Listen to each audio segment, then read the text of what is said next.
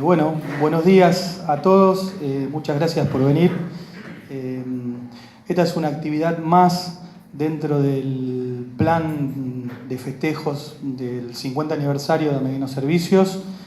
Para nosotros es un placer, un orgullo poder recibirlos, estar acá en presencia de mi papá Blas, que es quien fundó la empresa hace 50 años, él solito, y bueno, con la ayuda de mi mamá. Y bueno, por suerte, gracias al empeño y gracias a todos los jugadores, todas las partes interesadas que han acompañado a Blas y a mi mamá a lo largo de los años, logramos tener Ameguino Servicios, una empresa de 50 años.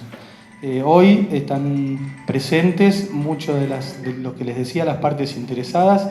Hay representantes de nuestros empleados, hay representantes de instituciones de la ciudad, bancos, el municipio, el club Ciudad de Campana, que gentilmente nos cedió las instalaciones.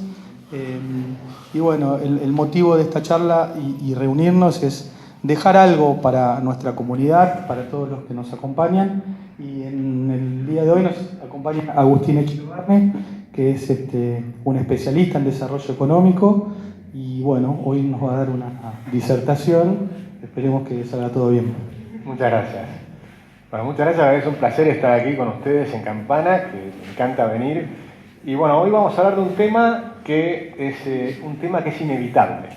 Entonces, las cosas que son inevitables uno lo puede hacer es o asustarse o abrazarlo, ¿no? En cambio, lo mejor que podemos hacer es abrazarlo, entenderlo y tratar de buscar las oportunidades que trae.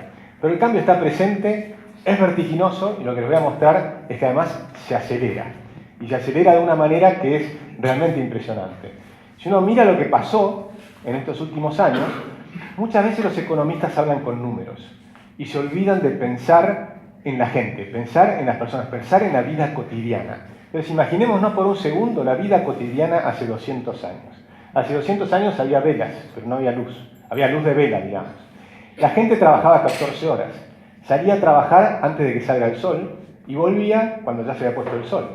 Una vela costaba 6 horas de trabajo de un obrero, ¿no? Entonces imagínense, solamente podías prender una vela si había un cumpleaños o algo. Y si no, lo que tenías era a lo sumo un fueguito, si tenías suerte y vivías en un lugar donde había bosques o madera, en otros lugares no, a veces había un poco de carbón, en Inglaterra por ejemplo, pero entonces lo que tenías era una bruma. Y así conocías a tus hijos crecían sin que vos los conozcas. Digo para que se dé una idea de lo que era el mundo, ¿no? Un mundo donde no había agua corriente, donde las mujeres llevaban varias horas nada más que en ir a buscar el agua, y un tercio de su vida se la pasaban buscando agua y lavando la ropa. ¿Sí? Digo, para entender lo que era el mundo hace apenas 200 años. Si uno mira la evolución de la humanidad en 1.000.000 de años, prácticamente hasta 1800 no había cambiado nada. La vida era prácticamente igual. Eso es lo que es interesante. Nosotros vivimos en 200 años de un cambio frenético y la gente se queja. Y la mejoría ha sido fenomenal. Hoy el agua la tenemos porque abrimos la canilla. Tenemos un lavarropas. Entonces empecemos a entender lo que ha pasado en el mundo. Es realmente fenomenal. En 1997, esa misma hora de luz que me daba una vela costaba medio segundo de un trabajador norteamericano. Hoy vale mucho menos. O sea que hoy vale menos de medio segundo. Es decir, que lo que tardaba 6 horas en producir, ahora menos de medio segundo. Eso es el progreso. Cuando la gente trata de medirlo en dólares, no saben de qué hablan. Cuando la gente mide el Gini o los índices que muestran los economistas, que tratan de mostrar las desigualdades, pensemos las desigualdades en esa época. El rico tenía miles de velas, el pobre no tenía luz, ¿no? El rico tenía agua corriente. ¿Por qué? Porque tenía sirvientes que corrían a buscar agua. Pero el pobre no, tenía que ir al río a buscar el agua y buscárselo. Pero cuando hablamos de las diferencias entre ricos y pobres, tenemos que pensar un poco. Las desigualdades se han achicado fenomenalmente. Todo lo que dicen los economistas que solamente miran los números es porque no se dedican a pensar. Y yo digo, tratemos de pensar un poco en esta charla y después, por supuesto, vamos a tener tiempo para preguntas y que me maten con todo lo que quieran. Pero yo les voy a decir, por supuesto, mi visión, ¿no? Fíjense, así cosechábamos durante miles de años, a mano, ¿no? La hoz cosechando. Imagínense las espaldas de estos muchachos, ¿no? Entonces, cuando estás ahí y me dicen, ¿y cuántas personas necesitabas para cosechar un campo de trigo? ¿No? Este hombre, ahora, recuerdan lo que estábamos allí, ahora tenés este hombre con una cosechadora, una máquina, McCormick. ¿Alguien lo conocía a McCormick? Inventó la cosechadora, inventó las maquinarias agrícolas. El 90% de la gente, más del 90% de la gente trabajaba en el campo, hasta que inventó McCormick la cosechadora. Ahora este hombre no solo trabaja ahí, por ahora, porque dentro de poquito va a ser un robot, pero por ahora está trabajando ahí, tiene aire acondicionado, tiene una cabina aislada, ya no le entra el polvillo que lo enfermaba. Los trabajadores antes tenían el polvillo que te iba enfermando, se morían mucho más jóvenes. Ahora este hombre trabaja ahí, escucha música, tiene la computadora satelital enganchada con el satélite, va recabando información, puede estar hablando con gente por teléfono, con el WhatsApp, con su mujer, con sus hijos. Es decir, el mundo ha cambiado mucho. El mundo ha cambiado mucho. Las señoras, ¿y ahora qué hacen las señoras? Esto tardaban 3 horas, esto tardan ¿cuánto? ¿5 minutos? En poner la ropa y meterle el cosido, y después tienen tiempo para hacer otras cosas, ¿no? Sí, el mundo ha cambiado, está cambiando fuertemente. Yo cada vez que veo un avión me sigo maravillando, no sé qué les pasa a ustedes. Yo no logro no maravillarme. Veo este aparato volando y digo, ¿cómo es posible que tengamos 300 tipos volando arriba, cruzando los aires, ¿no? Entonces hay que entender lo que nos está pasando. Es realmente maravilloso. El auto, las velocidades que tenemos, las comodidades que tenemos, cómo han venido todos ustedes hasta acá, la calefacción, todo, el agua caliente en tu casa, o sea, las cosas que tenemos son tan maravillosas y no somos capaces a veces de apreciarlas, ¿no? Y este señor, Steve Jobs, impresionante. Hace 40 años atrás, una computadora ocupaba un lugar como toda esta sala y costaba $1 millón. Y este hombre dijo, no, las computadoras tienen que ser para todos. Tienen que ser chiquititas y personales. Personal computer. Y ese concepto de personal computer llevó a una revolución, pero impresionante. La computadora de hoy es 1 millón de veces más rápida que las computadoras de hace 40 años. Ahora, dentro de 40 años, hace 40 años las computadoras eran muy malas. O sea que llegamos a lo que son hoy, que son impresionantemente buenas. Pero dentro de 40 años van a ser 1 millón de veces mayores que las actuales. Y eso es impresionante. Porque si las de hoy son impresionantes, imaginen lo que significa 1 millón de veces mayores en capacidad que las actuales. Eso es lo que va a ocurrir en los próximos 40 años. El salto es geométrico. Y eso es impactante. Miren este pedacito. Esto es el Aleph de Borges. ¿Han leído el Aleph? ¿Quién leyó el Aleph de Borges? Les recomiendo leer a Borges. Borges es de lo más grande. La Argentina se justifica solamente por Borges. El resto, Messi ya no, iba a decir Borges y Messi, pero Messi ya ahora estamos en... No sé, pero Borges sí, Borges léanlo, es impresionante. El Aleph era como una pelota donde uno veía el mundo entero. Bueno, hoy existe, es esto. Ahí tenés el mundo entero. En un iPhone tenés el mundo entero. Toda la información del mundo llegás a través del iPhone, a una velocidad fenomenal. ¿Se imaginan lo que significa eso? Haciendo un clic tenés al mejor profesor sobre cualquier tema que te lo puede explicar. ¿Saben lo que significa eso para el mundo? Cuando hablan de que las brechas se agigantan, las brechas se achican. Hoy ya tienen, la mitad del mundo tiene esto. El 50% de los habitantes del mundo ya tienen teléfono. Un teléfono y esto, imagínense lo que va a ser dentro de 20 años. Va a ser el 100% de las personas y seguramente lo vamos a tener en las retinas.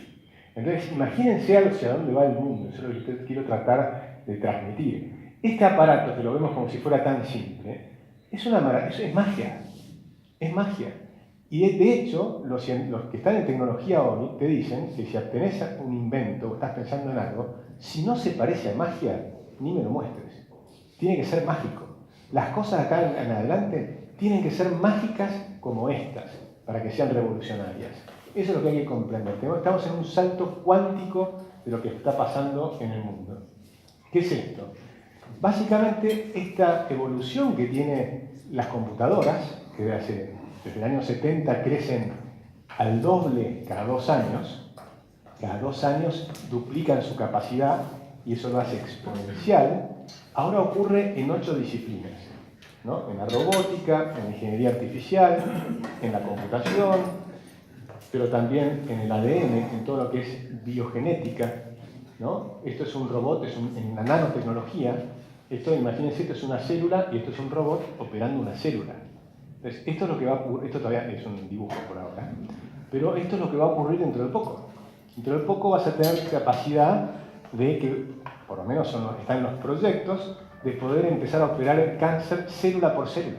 En lugar de hacer como ahora, que estamos con una etapa muy primitiva, donde bombardeamos el cuerpo con químicos, y si no matan al cuerpo y logran matar el cáncer, sobrevivís, y si no en el medio, morís vos también, ¿no? Ese es el drama del cáncer hoy. Imagínense dentro de algunas décadas, cuando vas a atacar solamente a las células cancerígenas, con lo cual va a ser totalmente distinto. El mundo que se viene es completamente diferente. La inteligencia artificial, la biogenética, la nanotecnología y la robótica unidas y creciendo exponencialmente, imagínense hacia dónde van. Bueno, les cuento una anécdota. Venía para acá, en el auto, escuchando la radio, real, y la locutora empezó a hablar de los robots sexuales. Y resulta que ya existen, porque yo antes lo daba como una posibilidad y me reía, ya existen, hay robots sexuales en Japón, los venden en $14.000, ¿no? Es una especie de, imagínense, no sé, yo no los conozco, que sean muñecas, dicen que son muy parecidas a la realidad, muy parecidas, y que además, si no las acaricias bien, no quieren tener sexo con vos. Y justamente estaban contando que un tipo se gastó $14.000 en comprarse este robot, ¿no? ¿Y qué hizo? Y le rompió todo, se enojó y la rompió, la destruyó y fue a hacer un juicio a la compañía. Bueno, por supuesto nos reímos, pero en Japón, no, perdón, en Corea del Sur, en el Congreso, están tratando los derechos de los robots. Digo, para entender lo que empieza a pasar. O sea, hay que empezar a comprender el mundo que se viene, que ya está llegando, que estamos aquí, la velocidad del cambio que tiene esto, ¿no? Bueno, y miren esto. Estas son las patentes, ¿no? Las aplicaciones de patentes en 7 países que son los más importantes del mundo. Por acá puse algunos, ¿no? Este era Estados Unidos. Estados Unidos es el país que más inventos ha producido. De hecho, el 75% de todos los inventos, de toda la humanidad, de todas las épocas, lo hicieron Estados Unidos e Inglaterra. Y nosotros los criticamos. Pero ¿quién hizo el lavarropas? ¿Quién hizo el avión? ¿Quién hizo el auto? ¿Quién hizo la computadora? ¿Quién hizo todas las cosas que usamos todos los días? La Gillette, bueno, hoy no me afeité, pero la Gillette que te afeitas todos los días. El caucho cuando metes una rueda. Hablamos del petróleo. ¿Quién hizo el petróleo? Pues el petróleo está, pero ¿para qué se usaba? A lo sumo, había en algunos lugares que lo usaban para poner en una lámpara y quemar el petróleo en una lámpara. Pero el cracking lo inventó Estados Unidos. La perforación, ahora hablamos de vaca muerta, pero ¿quién inventó la tecnología para que se pueda explotar a 3.000 metros de profundidad una roca que cuando la ves es una roca sólida y te dicen ahí hay gas y tal vez petróleo? Bueno, esa roca madre a 3.000 metros, ¿quién hizo eso? Lo hizo Estados Unidos. Entonces, prácticamente todos los inventos que conocemos lo hizo Estados Unidos en Inglaterra. ¿Cómo somos capaces de criticarlos? ¿No les parece un poquito absurdo? Y decir que todos los males del mundo son de Estados Unidos cuando todos los bienes del mundo los produjo Estados Unidos. La línea de montaje, toda la producción es hecha en líneas de montaje hoy en día. Lo inventó Ford, ¿no? Entonces cuando empezamos a mirar el aire acondicionado, Carrier, un inglés, no, un americano también, perdón. El teléfono, Graham Bell, que en realidad no, fue Marconi, pero en Estados Unidos. Eso se descubrió más tarde. Es decir, tenemos que empezar a mirar cómo ha cambiado el mundo, quién está produciendo el cambio, y la siguiente pregunta que tenemos que hacer, ¿por qué en Estados Unidos? ¿Por qué ellos y no nosotros? ¿Por qué América Latina, con 500 millones de habitantes, es decir, tenemos más habitantes que Estados Unidos, qué invento hemos hecho? Piensen ustedes, ¿qué invento hicieron algún latinoamericano? Bic, la viroma, que está buenísimo, pero un invento. La legión de inventos que hay en Estados Unidos es impresionante. ¿Por qué? Porque ellos sí, nosotros no somos más tontos. Y no somos más tontos. Cuando uno mira quiénes son los que inventaron en Estados Unidos, ahí tenés alemanes, tenés tipos de origen italiano, tenés tipos de origen coreano, de origen chino, muchos israelíes, judíos que vinieron de Alemania, tenés de todo. Pero ¿por qué en Estados Unidos inventan y en sus países de origen no? ¿No? ¿Por qué? ¿Por qué creen ustedes? ¿Por qué? Y por el apoyo. ¿Eh? Por el apoyo que se le brinda al que realmente quiere hacer. Cero apoyo, cero apoyo. No les dieron apoyo a ninguno de estos inventores, o prácticamente a ninguno, excepto los que surgieron del lado militar, que ahí sí el Estado tuvo un rol importante. Pero todos los demás inventos, para nada. Edison, por ejemplo, era un trabajador en la ferrovía. O sea, era un trabajador en railway, ¿no? en los trenes. ¿Y qué hacía? Trabajaba todo el día y de noche inventaba. Inventó la lamparita. Empecé a mirar la historia de los inventores y vas a ver que no es así. McCormick, ¿quién era? Era un tipo que trabajaba en una granja con su padre y estaba tratando de hacer inventos y qué sé yo, y pensaba. Al padre no le funcionó la cosechadora y terminó inventando la cosechadora. Si buscas Goodyear, Goodrich, todos los que empieces a mirar, vas a ver que no tenían ningún tipo de apoyo estatal. Cero, ninguno. Cero. Pero tampoco tenían contra. Ah, eso es otra cosa distinta. No tenía contra, eso es cierto, porque los impuestos eran muy bajitos. Eso sí es verdad. Pero lo que para mí, lo que más tienen es libertad. Y la libertad produce maravillas. Pero los países que tienen libertad son los que generan el desarrollo del mundo, el universo. La libertad es el motor. ¿Y por qué? Por una cuestión muy simple. Porque uno es dueño, en un país libre, uno es dueño de su vida, ¿no? Sos dueño de tu vida y sos dueño entonces de tu cuerpo. Sos dueño de tu cuerpo, sos dueño de tus acciones. Si sos dueño de tus acciones, sos dueño de tu trabajo. Si sos dueño de tu trabajo, sos dueño del fruto de tu trabajo. Y ese es el derecho de propiedad. Y los países que tienen derecho de propiedad son los países que generan el éxito. Y eso empezó en Inglaterra, pasó a Estados Unidos, ¿y saben qué otro país lo tuvo? Argentina. Desde 1853 hasta 1930. Argentina fue un país libre, ya no. Pero durante 1853 a 1930 fuimos un país libre con muy bajos impuestos. Y no por casualidad, durante 60 años estuvimos en los 10 primeros lugares del mundo. Argentina durante 60 años estuvo en los 10 primeros lugares mundiales. Y ahora venimos cayendo hace 60 años, pero eso era otra charla. Vamos a volver a la tecnología. Así no me desvío. Después si quieren hacer preguntas. Vamos a ver la diferencia entre lo que era crecimiento lineal y exponencial. Esto es un crecimiento lineal. Pero no estamos ahí, estamos acá, ¿no? Esto es exponencial. Esto es lo que estamos viviendo.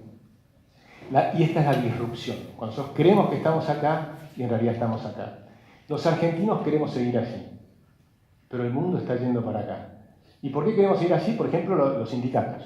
Los sindicatos quieren vivir acá, quieren mantenerse acá, pero el mundo está acá. Entonces te rompen Uber, ¿no? Y les pegan a los chicos que se toman un Cabify. Un amigo mío se tomó un Cabify y le rompieron a la niñata, salió después en Infobae, ¿no? El Pampa, le decimos, Santiago Elizalde. ¿Por qué? Porque tienen una visión estática. Creen que tienen que seguir acá, que hay que conservar el empleo como lo conocemos hoy. Entonces, por ejemplo, hacen huelga en aerolíneas porque no quieren ponerte web check-in. Cuando en todo el mundo están usando el web check-in. Pero ellos quieren el web check-in porque quieren mantener el trabajo improductivo. Eso es el trabajo improductivo que significa mayores costos. El resto del mundo tiene web check-in, tiene menores costos y compiten. Nosotros queremos mantener el trabajo improductivo, entonces no podemos competir. Tenemos 8,5 millones de planes sociales absolutamente improductivos. Tenías 2 millones de empleos públicos, ahora tienes 4 millones que hacen lo mismo, la productividad de ese sector bajó a la mitad. Entonces, si tienes 8 millones que no hacen un pito, 4 millones que hacen la mitad de lo que hacían antes, ¿qué es lo que está pasando? La productividad de la Argentina se está cayendo fenomenalmente. Somos más pobres. Somos más pobres y llevamos más plata de afuera. Ya no te presta más plata, viene el Fondo Monetario. Y como el Fondo Monetario dice, tenés 2 años para hacer el ajuste. Y después del ajuste no lo hacemos, porque probablemente no lo hagamos, bueno, ¿a dónde vamos? Al tacho, de nuevo. Porque la productividad de la Argentina se hizo pelota. Porque tenemos una cantidad enorme de gente en trabajo improductivo. Y después tenemos 6 millones de trabajadores en negro, con productividad muy, muy baja, y 8 millones en trabajo en blanco con productividad más alta. O sea que 8 tienen que mantener a 22. O sea que no funciona. ¿Por qué? Porque tenemos este pensamiento. Cuando el mundo está yendo para acá. Y fíjense qué es lo que significa esto. Nosotros creemos que estamos acá y vos no te esperaste, pero estás acá. Entonces tenés que competir en este mundo. Ya no podés competir acá. Argentina está acá. Y tenemos que competir acá. Esa es la realidad. Argentina el mundo está con otra productividad. Están pensando distinto. Estamos metiendo dentro de muy poco tiempo la mayor parte del trabajo de los argentinos lo van a estar haciendo robots y algoritmos. ¿Por qué? Porque tenemos productividad bajísima y trabajos repetitivos y aburridos. Y el mundo va a ir a los trabajos interesantes, a lo que significa creatividad, imaginación, a las cosas fascinantes. Imagínate el trabajo de una pobre persona que tiene que ir todos los días a cobrar el peaje. A cobrar el peaje. Imagínate el trabajo de esa persona. Cobrar el peaje todos los días. Yo respeto a todos los trabajadores. Me parece loable una persona que trabaja. Lo admiro. Pero imagínate lo que es cobrar el peaje todo el día. Es espantoso cuando puedes estar pensando, creando cosas nuevas, ser co-creador, inventando. Tenemos que subirnos a un mundo diferente, a un mundo que va a ser interesantísimo. Fíjense, esta es nuestra típica expectativa. ¿Cómo vemos que van a venir los robots? De hecho, ya hoy estamos por acá. Hay robots que empiezan a caminar, empiezan a saltar, empiezan a correr, comparan a los animales y ya corren como un tigre. O sea, bastante impresionante cómo ha evolucionado. Entren en Boston Dynamics, en YouTube, y van a ver lo que es la evolución de los robots. Pero esto parece bastante lineal. En realidad lo que se viene es esto, ¿no? Lo que se viene es otro tipo de cosas. Y va a venir en poco tiempo. Es decir, no sé si será el 2039 o el 2049. Pero esos van a ser los robots que van a estar al lado nuestro. Entonces hay que empezar a entender el mundo en que estamos entrando a vivir. La velocidad del cambio. Y después vamos a hablar, si les interesa, del tema de educación. Porque ¿qué pasa con la educación si esto es lo que está pasando? Pero veamos previamente el empleo. En Estados Unidos una de las cosas que hacen es estudiar mucho. Entonces estudian los problemas antes de que lleguen. Y de forma tal que puedes empezar a pensar en cómo resolverlos. Entonces ellos están pensando cuál es la probabilidad de que las computadoras y las máquinas reemplacen a tu empleo. Y entonces tenés una cantidad de distintos tipos de trabajos y les ponen la baja probabilidad de que realmente sea reemplazado tu empleo, es un 33%. Después tenés una cantidad de trabajadores que sí, que tiene una probabilidad intermedia. Y luego hay un 47% del empleo que va a ser reemplazado. O sea que la mitad del empleo en los próximos años, en las próximas 2 décadas, va a ser reemplazada por las computadoras y por las máquinas. Lo podemos trabajar a la Argentina, ponemos los sindicatos, decimos eso no, en argentino no lo queremos hacer. Entonces nosotros nos quedamos atrás, no competimos con nadie, rompemos todas las máquinas que podemos y ahí vivirá la Argentina. O bien abrazamos el cambio, comprendemos que esto se viene, flexibilizamos las leyes laborales, permitimos que los jóvenes ingresen al mercado laboral, se crean miles de empresas nuevas, desaparecen la mayor parte de las empresas actuales y ese es el mundo que se viene. Un mundo competitivo o el anquilosamiento y el conflicto permanente en Argentina. Esas son las opciones que tiene Argentina. O vamos al mundo o nos cerramos del mundo y nos peleamos con todos. Y entre nosotros. Terminamos en la guerra civil, creo yo. O sea, la alternativa es esa. O nos cerramos y pensamos que podemos evitar el mundo, o entendemos que es imposible evitar el cambio, y por lo tanto tenemos que abrazar el cambio, y por lo tanto no podemos frenarlo, porque cuando lo frenás te quedás poco competitivo y no puedes competir con nadie. Que vos tenés que ser el primero que cambia, no el último. Si sos el último que cambia, no puedes competir con nadie. Entonces, si vos vas frenando permanentemente el cambio, todo lo que hacemos es conflicto, nos peleamos entre todos para frenar el cambio, entonces estamos en el horno, porque no vamos a poder competir. El mundo está compitiendo. Fíjense, Argentina competía hace 100 años atrás con todo el mundo. Hasta el año 30, Argentina competía y le ganaba a Inglaterra. De hecho, empezamos a competir con Inglaterra, hicimos la revolución para competir con Inglaterra, parece que estamos ahora, se viene el 9 de julio. ¿Para qué hicimos la revolución? La revolución la hicimos para competir, para tener posibilidad de comerciar con Inglaterra. Teníamos un tercio del PBI inglés en 1810. En 1910 teníamos el mismo PBI que los ingleses, per cápita. Habíamos alcanzado a la primer potencia del mundo. En 1895 y 1896, Argentina tuvo un PBI per cápita más alto del mundo. ¿Sí? Y durante 60 años permanecimos entre los primeros 10 lugares. Eso es la Argentina competitiva, abierta al mundo, trayendo la tecnología del primer país del mundo que era Inglaterra, los ferrocarriles que eran impresionantes, con un esfuerzo gigantesco, metimos 35.000 kilómetros de ferrocarriles que hoy no somos capaces de mantener. ¿No? Y con tecnología de aquella época. Hicimos 35.000 kilómetros. Ahora dicen, estamos haciendo el plan de obras públicas mayor de la historia. Pero muchachos, ustedes no estudiaron historia. O sea, miren la historia de Argentina, fue impresionante. No había otro país del mundo, salvo Estados Unidos, que estaba haciendo algo parecido. O sea, era Argentina y Estados Unidos. Busquen los diccionarios enciclopédicos de España, de Estados Unidos, de Francia, y busquen la palabra Argentina. ¿Qué decían los diccionarios enciclopédicos en 1915, 1920, 1930? Hagan ese ejercicio, búsquenlo. En cualquier biblioteca que vayan, busquen qué decían de Argentina en esa época, cualquier diccionario del mundo. Y se van a encontrar que lo ponían en comparación con Estados Unidos. O sea, Argentina no tenía vergüenza, no tenía timidez, no creía que podíamos ser menos que nadie, estábamos dispuestos a competir con todos. Pero un día, en 1930, empezaron a cambiar las ideas, ganó un gobierno fascista, después otro gobierno fascista en 1943, y entramos en esa ideología proteccionista. ¿Y qué es esa ideología proteccionista? Nos empezaron a decir, nuestros empresarios no son capaces de competir con los países desarrollados, decían ellos. Es decir, los que tienen mucho capital, Estados Unidos e Inglaterra. Entonces nos prohibieron competir contra Estados Unidos e Inglaterra y protegieron a las empresas que ya no tenían entonces que trabajar para innovar, para competir, etc., ¿no? ¿Y qué pasó? Bueno, después aparecieron otros competidores. Empezaron a competir en China, la India, Indonesia. ¿Y qué nos dijeron? Tampoco podemos competir con China, India e Indonesia. Capital no tienen, pero tienen salarios muy bajos. Entonces no puedes competir con los que tienen capital, tampoco puedes competir con los que tienen salarios bajos. ¿Qué te quedaba? Podías competir no con Europa, no con Estados Unidos, no con Asia, te quedaba competir con América Latina. Muy bien. Pues no tan bien. Porque la mitad de los latinoamericanos dijeron nosotros queremos competir. Y se pusieron las pilas y empezaron a competir. Y Chile, Perú, Colombia, México empezaron a competir con el mundo. Entonces nosotros no podemos competir con ellos. O sea, hoy no somos competitivos con ninguno de esos países. Nos pasan el trapo en cualquier tema. Nos pasan el trapo. Y entonces nos quedó el Mercosur. Pero el gobierno anterior decidió, bueno, tampoco, porque no somos tan buenos como para competir con Brasil. Entonces le pusimos trabas de todo tipo al Mercosur. Y dejamos de competir con Brasil también. Con lo cual, imagínense el Mundial. Terminamos compitiendo nosotros solos. Entonces, imagínense el equipo de fútbol si jamás en la vida sale a competir con equipos que son mejores. Nunca vas a poder mejorar. Imposible mejorar con el esquema mental que teníamos los argentinos hasta el gobierno anterior. Y ahora viene el gobierno actual y dice, no, nosotros vamos a competir. Pero de a poquito. Gradualmente.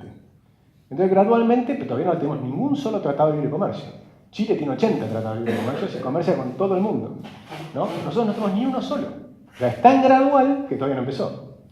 Y la oposición dice, nos abrieron la economía. ¿Qué? ¿Dónde?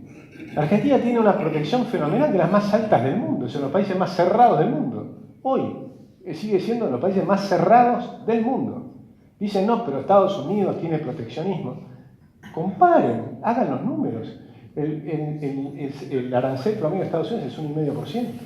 Es verdad, tienen protecciones especiales en algún caso. Tienen los limones, ahora lo liberaron. Ahora tenemos una bestia del presidente de Estados Unidos que cree en el proteccionismo y empieza a poner protecciones. Y va a ser un despelote, está haciendo un despelote descomunal porque quiere parecerse a Argentina. Es una cosa rarísima lo que le pasa a Trump, ¿no? O sea, es como que un peronista ganó en Estados Unidos. Es una cosa muy extraña. Excepto que bajan los impuestos, ¿no? Pero ese es otro tema. Miren, esta es la probabilidad. Los que hacen telemarketing, 99% de probabilidades que lo van a hacer las máquinas. Ojo, acá tenemos algún banquero presente, ¿no? Los que ofrecen créditos lo van a hacer las máquinas, ¿no? Los referees, umpires, lo van a hacer las máquinas. Cajeros, máquinas. Los técnicos dentales, las máquinas. O sea, en restaurantes, los cocineros de restaurante, las máquinas. Es decir, la cantidad de posibilidades los trabajos que van a ser reemplazados por las máquinas y los algoritmos sofisticados son enormes. Pero vas a tener algunos que no. Por ejemplo, los abogados. Los abogados siempre van a hacer las leyes más complicadas que solo ellos las van a poder comprender. ¿Viste? Los escritores, los autores, los que diseñen moda, los diseñadores de moda, piensen en sus hijos, en las personas jóvenes, qué es lo que van a poder hacer en el futuro, ¿no? Los terapistas, los que hacen terapias, ¿no? Terapeutas, los terapeutas de consejeros matrimoniales, esos van a tener laburo siempre, ¿no? Los farmacéuticos, es decir, Los sacerdotes. Los sacerdotes, tal vez con todos los cambios que hay, vamos a tener más necesidades espirituales. Con toda la desconexión que nos produce estar conectados tecnológicamente, tal vez necesitemos una conexión íntima con el interior nuestro y con el más allá. Entonces, posiblemente, es muy probable, que de hecho está pasando, que resurgen las religiones, ¿no? Eso que se pensaba que era una cosa del pasado, resulta que empieza a resurgir. Después les voy a mostrar una cosa divertida sobre el tema. Ahora, fíjense esta frase de Keynes. Si está acá Javier Milei, ya se empezaría a poner frenético, ¿no? Vamos a leer a Keynes.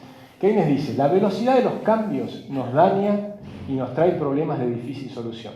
Los países que no están en la vanguardia del progreso sufren más relativamente. Nos está infligiendo una nueva enfermedad que oirán hablar mucho en el futuro inmediato: desempleo tecnológico. ¿Es verdad o no es verdad? ¿Quién cree que es verdad? ¿Quién cree que es falso? De nuevo. ¿Quién? Porque me levantan la mano 3. Me tienen que levantar todos la mano. Una de las 2 veces me tienen que levantar todos. ¿Quién cree que es verdad? Todos tienen que levantar la mano, una de las 2 veces. ¿Quién cree que es falso? Hay varios que están dudando porque no levantaron la mano. No levantaste la mano ninguna de las 2 veces. Bueno, esta es la realidad. La realidad es que los países que están en el primer ranking, el desempleo es bajito. Todos los primeros rankings de cambio tecnológico, el desempleo es muy bajito. Con lo cual el temor de Keynes también en eso era mentira. O sea, Keynes se equivocó siempre en casi todo, ¿no? Con lo cual en esto también se equivocó Keynes. La realidad es que el desempleo alto lo tienen otro tipo de países. Pero todos estos tipos de países, ¿por qué tienen desempleo alto? Bueno, Chile no, fíjense que Chile es mucho más bajo. Pero todos estos países, Latinoamérica en general, Argentina, Brasil, el Medio Oriente, España, es porque tienen inflexibilidad laboral. Tienen leyes laborales viejas. Leyes laborales como las nuestras. Ustedes saben que nuestras leyes laborales las trajo Perón, porque fue a Italia. En esa época en Italia estaba el fascismo. En el fascismo estaba Mussolini. Perón lo admiraba a Mussolini, se enamoró de Mussolini y nos trajo la Carta del Lavoro Italiano. Y la Carta del Lavoro Italiano es lo que hizo que Argentina esté controlada por fascismos, por corporaciones. Y desde entonces toda la Argentina está controlada por las corporaciones. Algunos bancos, las empresas más importantes, 30 empresas, los sindicatos, y fíjense que eso controlan todo, hasta la AFA, ¿no? O sea, te van metiendo en absolutamente todo. Todo está controlado por las corporaciones. Y cuando dicen una mesa de consenso, ¿quiénes se sientan en la mesa de consenso? Todos ellos. Y la otra corporación, que son los políticos populistas. Entonces, tenés la corporación de los políticos populistas, los empresarios amigos del poder, los sindicatos, ¿no? Y hay una cuarta corporación que son los privilegiados, que es la justicia. Entonces, los jueces, de alguna manera, están siempre ahí, porque son los que terminan decidiendo muchas cosas, y son los privilegiados. Fíjense que tan privilegiados son que no pagan impuestos a las ganancias, no pagan impuestos a las ganancias. Los futuros jueces van a empezar a pagar, porque hace rato que venimos peleando por esto, y conseguimos que a futuro paguen impuestos a las ganancias, pero hasta ahora no pagaban. Se jubilan con el 100%, no con el 82%. Nuestros jueces se jubilan con el 100% y se dicen jueces. ¿Qué clase de justicia es esa? ¿No? Entonces, bueno, tenemos una cosa muy podrida en Argentina, porque están estas corporaciones sentadas en la mesa de la negociación. ¿Y quién se queda afuera? Que jamás están ahí, nunca, no lo defiende nadie. Los 8 millones que trabajan en blanco, de alguna manera, están defendidos por los sindicatos. Bien o mal, pero por lo menos están defendidos por los sindicatos. Los que no se sientan nunca a la mesa son los 6 millones que están en negro, que tienen salarios mucho más bajos y ninguna protección, los 250.000 chicos que quieren ingresar al mercado laboral y no los dejamos, porque el mercado laboral está con un cepo, ¿no? Para los que están fenómeno, pero para los que están afuera es muy difícil entrar, y el 9% de desempleados. Esos nunca están en la mesa de negociación. Por eso cada vez que se habla de reforma laboral, todos están unánimemente en contra, ¿no? Y sin embargo, porque incluso las empresas dicen, no, yo las leyes laborales en general no quiero, yo arreglo mi sector. Si arreglo mi sector, y lo he hablado con grandes empresarios, ¿cómo se llama? De la Fiat, Cristiano Rataxi. Me decían, no, nosotros ya arreglamos, tenemos el sector arreglado. Hablas con otros de Vaca Muerta, y qué sé yo, nosotros ya arreglamos. Pero no les importa la reforma laboral. La reforma laboral no es para ellos. La reforma laboral es para las miles de empresas nuevas que se tienen que crear en Argentina, que van a hacer software, que van a hacer imaginación, creación, diseño, que van a permitir que los 250.000 chicos ingresen y creen cosas nuevas que hoy no existen, que ni sabemos de qué se puede tratar. Para ellos es la reforma laboral. Bajar los costos, la flexibilidad, que puedan trabajar en sus casas, que puedan exportar directamente desde su casa al mundo el software y que no les pongamos ningún tipo de trabas. ¿Sí? Esa es la revolución que necesitamos en Argentina. Un cambio total de mentalidad. La energía. La energía es fundamental. La energía es algo que mueve, que te permite mover las cosas, nos permite movernos a nosotros y mueve las máquinas. Y la revolución de energía es tan impresionante que si ustedes logran comprenderla, se van a dar cuenta de lo que pasa en el mundo. Nosotros estamos viendo una civilización tipo cero. La civilización tipo cero es la que recibe su energía de su propio planeta, ¿no? La energía fósil, el petróleo, el carbón, el gas, la leña, vas consumiendo energía de tu planeta. Y durante todo 1.000.000 de años estuvimos ahí. Y ahora estamos pasando a ser un paso adelante, que es ser una civilización tipo 1. Una civilización tipo 1 es la que recibe su energía de su estrella madre, que es el Sol, en nuestro caso, en los terrícolas. Con lo cual, con la energía solar, se acaba el dilema. En muy pocos años, la energía solar va a ser más barata que el carbón, en unas pocas décadas. Con lo cual, a partir de ahí, la energía va a ser muchísimo más barata que la actual. Cuando la energía es muchísimo más barata que la actual, resulta que todo es más barato que hoy. Todo, porque el alimento es energía. Con lo cual, el alimento va a ser muchísimo más barato. Va a haber abundancia de alimento y va a haber abundancia de agua, porque el agua también es energía, porque hay 7 partes de agua sobre tierra. Con lo cual, transformar agua salada en agua dulce ya lo hacen los israelíes, pero con el costo de oro. Dentro de 20-30 años, con una energía muy barata, cualquiera va a poder pasar agua salada a agua dulce. Por lo tanto, el agua, eso que dicen que se acaba el agua, es porque no entienden la disrupción que está pasando en el mundo. Va a haber un mundo de abundancia. Para los que lo sepan, abrazar al cambio. Pero se viene algo muy distinto. Bueno, después hay otro tipo de civilizaciones, pero no vamos a llegar a conocerlas nosotros. La civilización tipo 2 es cuando ya recibís energía de toda tu galaxia. Y la civilización tipo 3 es cuando recibís energía de todo el universo. Y ahí empezamos a hablar de universos semidimensionales y qué sé yo. Pero eso es lo que hablan los físicos. Así que volvamos a los economistas, ¿no?